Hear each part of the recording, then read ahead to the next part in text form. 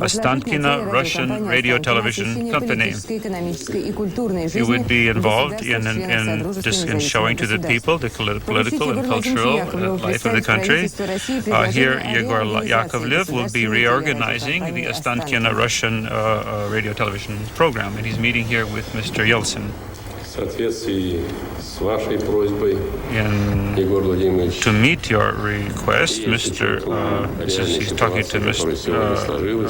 Yakovlev, and taking into account the situation which is developed, and the fact that there's no more a Soviet Union, but in its place we have a Commonwealth of Independent States, I consider that your television company is located on the territory of Russia, and therefore it should be a Russian television company. And in that regard, I am assigning this decree to that effect, taking into account that this is a Russian television company, and at the request of your employees that you be called the Ostankino television program, I consider that this television company will reflect the lives of all the states which enter into the Commonwealth, although it of course will be located or will enjoy the special protection of the President of Russia. What is your reaction when you see President Boris Yeltsin telling Igor Yakovlev that this station, this channel that's seen all over the Commonwealth, is now under his control? It's a very important and a very, very positive step.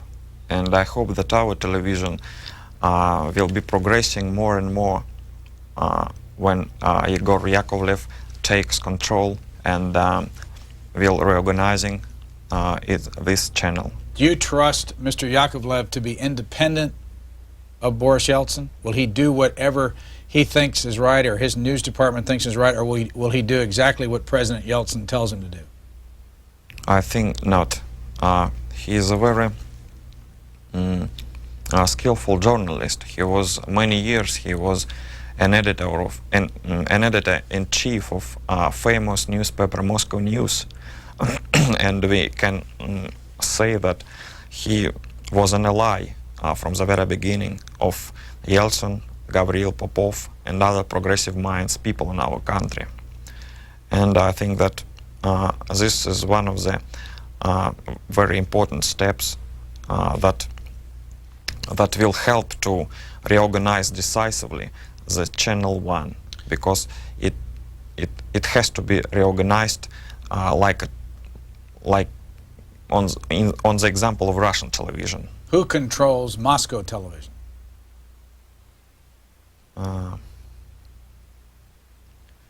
Moscow television. Would Mayor Popov control that? The mayor of Moscow. He is one of the persons who making control over the Moscow channel, and I think that it also belonged until recently to the Channel 1 official television program, because all the studios of all television programs are located in that particular Ostankino. Ostankino stands for what? Ostankino it was the Soviet television. Is that a building? It's a big complex of buildings. And in Ostankino studios, in these studios, Russian television studios and Soviet Channel 1 studios are located all together there. Next call from Annandale, Virginia. Go ahead, please. Good afternoon. And Good I'd afternoon. like to extend a welcome also to Vitaly and commend him for what he's trying to do for his people here in the United States. The question I have is this for Vitaly. It seems what has occurred in Russia and in the other republics is occurring. It seems to me as an effort to apply free market principles to the pricing of goods and services, even before the new Russia, whatever it will turn out to be, has had a chance to learn and institute a market system for the production of goods and services. And the question I guess I really have is, will the Russian people have the forbearance and the patience to wait for that latter implementation of a system that for 2 generations they know nothing about? Thanks. And here's the same picture on the front page of the Baltimore Sun of people standing in line. Did you understand the question? Will you have the patience in Russia to wait out the supply system? Wait for the goods to get to market? Thank you for this question. And I think we are very patient people. And as for me, and I'm very patient also. And I'm expecting that our patience will be prolonged if we clearly can understand that Yeltsin wants only the good, but not he plays for some circles or some groups of mafia, as many people try to describe the current situation. And of course, I agree with that people who say that there is some big disorder in our country. But what can they change? What can they propose themselves? How to improve the situation? They can only judge what Yeltsin does, but it's not a proper thing to do all the time. And I think that in this case, we have to be patient, and we have to be sure that he doesn't want anything bad for us. Let me ask you about, I know when I was there with you for that week, you told me that you read Rolling Stone magazine. Yeah. How long have you read it? About a year. Why? I like modern music, and I found some places in Moscow. There are some kiosks still exist in Moscow where you can buy Rolling Stone for 15 rubles. It means 15 cents. And many people in Moscow who speak English and who are interested in modern music, they can freely buy this magazine and just enjoy reading it. How much did it cost you in rubles? It's priced 15 rubles. In exchange rate at 15 cents. Using current exchange rate, dollar to ruble, 15 cents. Now, do you buy it every week? I mean, every month? It's 2 weeks period. 2 weeks period? You like it? Yes. Why? What do you like about it? They publish very interesting interviews, and I think that I like most in this magazine that they also have international affairs section, and I like the authors very much.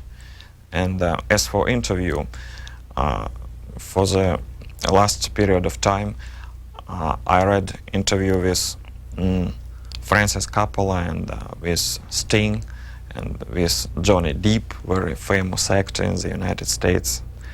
And I think that currently I know everything what's happening in the United States, and I mean in what's going on in pop culture here. Next call, Waianae, Hawaii. Go ahead, please. Yes, thank you, Fred. And I want to thank Vitaly Shamov for being here. Thank you. I want to welcome you to the United States. I hope you enjoy your stay here. Thank you. And I also want to say that even though we seem to be in a recession here, the current situation in Russia must be 100 times worse. I, for one, feel very sorry for your people. My question is do you know anything of our Cub Scouts and Boy Scouts? Is this anything like the communist youth programs that you spoke of earlier? Thanks. You ever heard of our Cub Scouts and Boy Scouts and Girl Scouts and Brownies? And when you're young, you can join these groups, and what he's saying is it sounds a lot like the communist youth groups. Or I'm not sure he's saying that, but I guess that's the implication of his program. Whether I heard some information about Boy Scouts here in America, no? Well, yes. Yeah. Have you ever heard of Boy Scouts or Girl Scouts? Yes.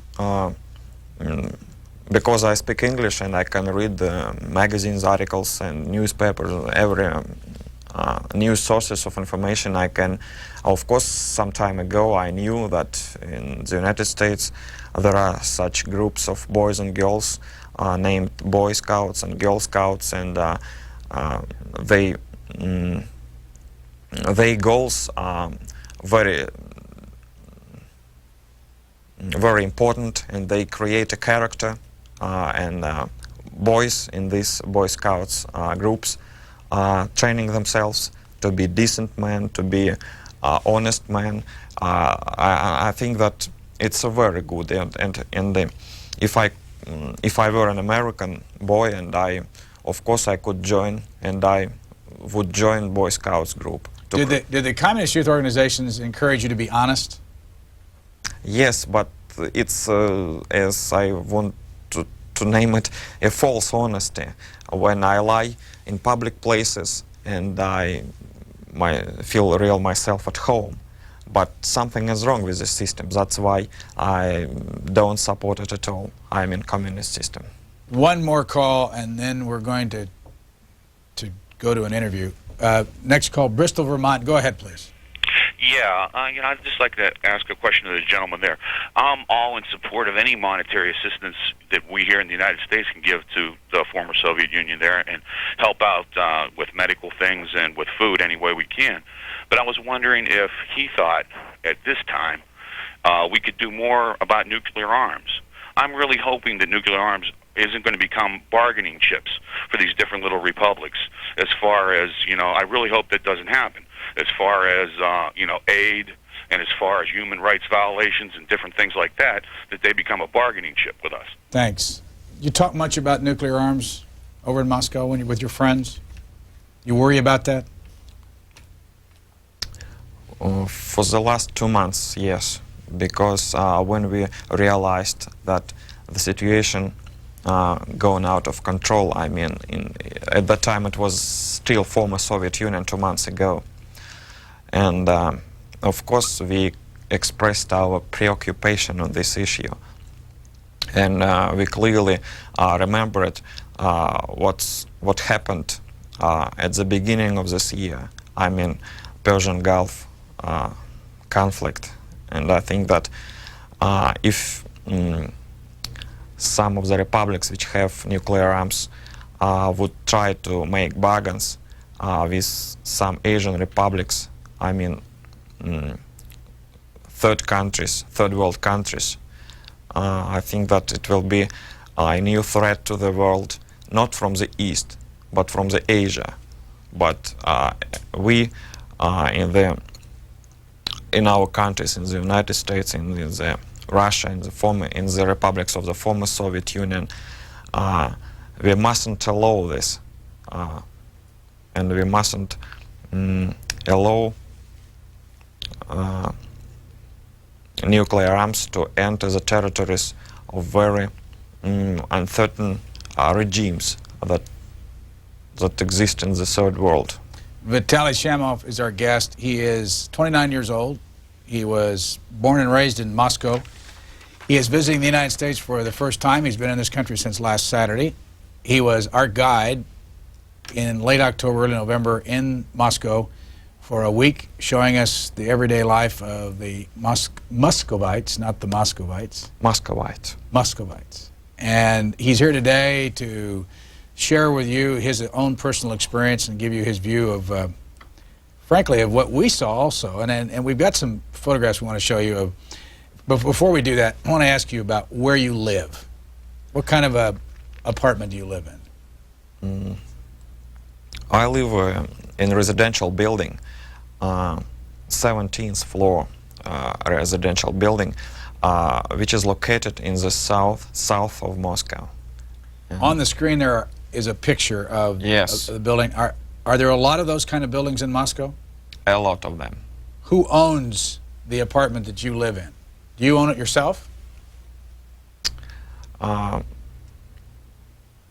Yes, I will be an owner of my own apartment when I pay all the rest of the rent which I have to pay to be an owner of this.